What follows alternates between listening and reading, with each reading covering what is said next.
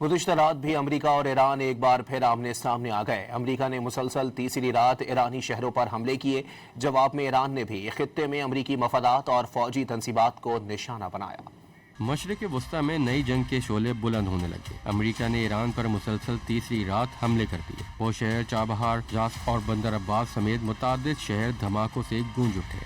امریکی central command کے مطابق ایران پر حملوں کا تازہ ترین سلسلہ 5 گھنٹے تک جاری رہا۔ کارروائی میں ایران کے ساحلی دفاعی نظام، میزائل اور ڈرون ٹھکانوں کو نشانہ بنایا گیا۔ سینٹ کام نے اپنے بیان میں کہا کہ کارروائی میں درست نشانہ بنانے والے ہتھیار استعمال کیے گئے۔ مقصد تجارتی جہاز رانی پر حملہ کرنے کی ایران کی صلاحیت کو مزید کمزور کرنا تھا۔ ایرانی میڈیا کے مطابق امریکی فوج نے خوزستان کے شہر میدیا پر بھی بمباری کی۔ حملے میں کم از کم 4 افراد زخمی ہو گئے۔ امریکی حملوں کے جواب میں ایرانی فوج نے خطے میں امریکی اڈوں کو ہدف بنا لیا۔ پاسداران انقلاب نے آبنائے ہرمز میں 2 سپر آئل ٹینکر پر مزید میزائل داغے۔ متحدہ عرب امارات نے واقعے کی تصدیق کرتے ہوئے کہا کہ 2 ایرانی کروز میزائلوں سے اس کے 2 ٹینکر جہازوں پر حملہ ہوا، جس میں عملے کا ایک بھارتی رکن ہلاک ہو گیا جبکہ 8 افراد زخمی ہیں۔ ایرانی میڈیا کے مطابق پاسداران انقلاب کا آپریشن نصر 2 جاری ہے۔ پاسداران انقلاب نے بحرین میں امریکی فوج کے 5ویں بیڑے اور